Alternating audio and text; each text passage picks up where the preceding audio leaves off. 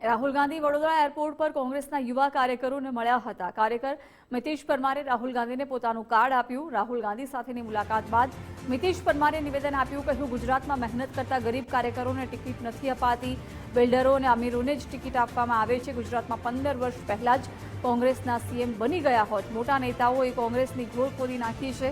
રાહુલ ગાંધી હવે અમારા જેવા ગરીબ કાર્યકરોને ન્યાય અપાવશે. રાહુલ ગાંધીએ કહ્યું કે હું તમને મળવા બોલાવીશ.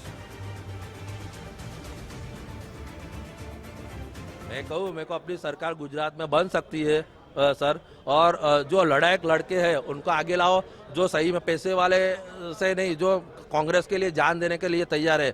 મારા ઘરે વડાપ્રધાન આવે તો મારું ઘર ઘેરી લે છે, મુખ્યમંત્રી આવે તો કોઈ આવેદનપત્ર આપે જવાબ નથી આપતા, પોલીસને જ આગળ લાવી દે છે. તો કે ડરો મત, મેં આપકે સાથ હું, મેં આપકો બુલાતા હું. મિત્ર, ગુજરાત કોંગ્રેસમાં એવું છે કે નવા છે, જે અમારા જેવા લડાયક છોકરાઓ છે, વર્ષોથી 35 વર્ષ થઈ ગયા, એ લોકોને કોઈને સ્ટેન્ડ જ નથી મળતું. બાકી તો અહીંયા 15 વર્ષ પહેલા ગુજરાતમાં મુખ્યમંત્રી કોંગ્રેસના હોત, અહીંયા મેયર કોંગ્રેસના હોત, પણ જે સાચા લડાયકોને સાઇડ ટેક કરવામાં આવે છે, બધા કબજો લઈ લે છે, એટલે ને નવા પૈસાવાળાને બધાને જોઈન્ટ